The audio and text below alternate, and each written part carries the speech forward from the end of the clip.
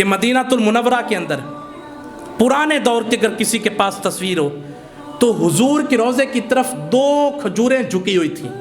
کتنی جی؟ 2 کھجوریں. ان کا جھکاؤ حضور کے روضے کی طرف تھا. شاعر وہ ہوتا ہے کہ منظر سامنے ہو تو تخیل پیش کر دے, اس منظر کو اپنی لفظوں میں بیان کر دے. اس شاعر نے ایک منظر دیکھا, پنجابی شاعر, تو اس نے لکھا کھڑے ہیں 2 درخت یوں گنبد شاہ والا کے سامنے. کھڑے ہیں 2 درخت یوں گنبد شاہ والا کے سامنے, مجنو کھڑے ہیں خیمہ لیلا کے سامنے. جب اس نے یہ شعر کہا تو لوگوں نے بڑی واہ واہ کی, بڑی داد کی دی کہ کمال کر دیا.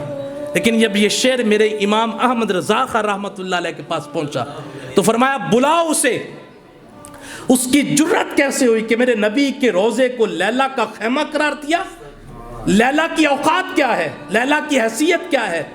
اور جب میرے امام کے پاس وہ جملہ آیا تو اس نے ہاتھ باندھ کے کہا حضور آپ اصلاح کر دیں. آج یہ نہیں کہتے حضور اصلاح کر دے, آج کہتے ہیں تیری جرت کی وہی میں نہ گال کر دیں. وہ کہا اصلاح کر دے حضور. فرمایا تیرے پہلے جملہ ٹھیک ہے کہ کھڑے ہیں 2 درخت یوں گنبد شاہ والا کے سامنے. دوسرا جملہ تیرا ہے مجنو کھڑے ہیں خیمہ لیلا کے سامنے, اس کو بدل اور یہاں پہ لکھ کھڑے ہیں 2 درخت یوں گنبد شاہ والا کے سامنے, قدسی کھڑے ہیں عرش مولا کے سامنے.